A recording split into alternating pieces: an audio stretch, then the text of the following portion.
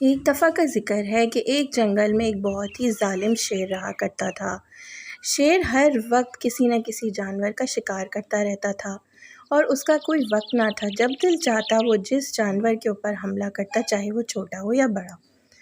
جنگل کے تمام ہی جانور اس سے بہت زیادہ تنگ تھے اور اس سے چھٹکارا حاصل کرنا چاہتے تھے، کیونکہ اس نے ان سب کا جینا حرام کر کے رکھا ہوا تھا۔ اسی جنگل میں ایک بہت سمجھدار اور چالاک لومڑی رہا کرتی تھی۔ لومڑی سب سے زیادہ سمجھدار مانی جاتی تھی۔ جنگل کے تمام ہی جانور اپنے اپنے مسئلوں کا حل اس سے مانگتے تھے۔ ایک دن سب نے مل کر لومڑی کے پاس جا کے کہا کہ بی لومڑی، تم ہی ہماری مشکل کا کوئی حل نکالو۔ اگر تم نے ہمیں اس شیر سے بچا لیا تو ہم تمہیں جنگل کی رانی مانیں گے اور تمہیں اپنی رانی بنا کے رکھیں گے۔ لومڑی نے کہا ٹھیک ہے، میں اس کا کوئی حل تلاش کرتی ہوں۔ اگلے دن لومڑی بہت سوچ سمجھ کر ایک منصوبے کے تحت شیر کے پاس گئی اور کہا، شیر بادشاہ، کیا آپ جانتے ہیں کہ اس جنگل میں ایک اور شیر آ گیا ہے اور وہ کہتا ہے کہ میں بہت طاقتور ہوں اور اس جنگل کا بادشاہ ہوں۔ جب میں نے اسے آپ کے بارے میں بتایا تو وہ ہنسنے لگا۔ شیر اس کی یہ بات سن کر ایک سوچ میں پڑ گیا اور ساتھ ہی ساتھ غصہ بھی ہونے لگا۔ دوسری طرف لومڑی اپنے اس منصوبے کو کامیابی سے طے پاتے ہوئے دیکھ کر دل ہی دل میں خوش ہو رہی تھی۔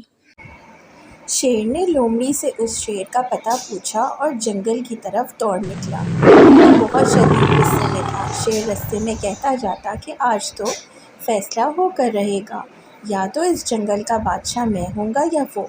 شیر ایک کنویں تک پہنچا اور جب اس نے پانی میں جھانکا تو واقعی وہاں پہ تو ایک بالکل اس جیسا ہی خونخوار شیر موجود تھا اور وہ بہت غصے میں بھی تھا۔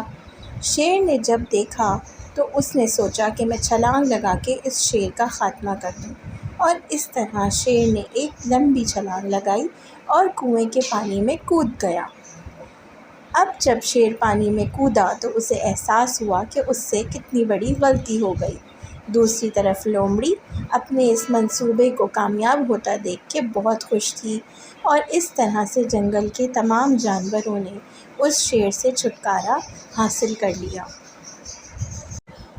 جنگل کے تمام جانوروں نے لومڑی کا شکریہ ادا کیا اور ساتھ ہی اس کی سمجھداری کی تعریف بھی کی اور وعدے کے مطابق اسے اپنی رانی بنا لیا۔ اس طرح سے پھر جنگل میں سب ہنسی خوشی رہنے لگے۔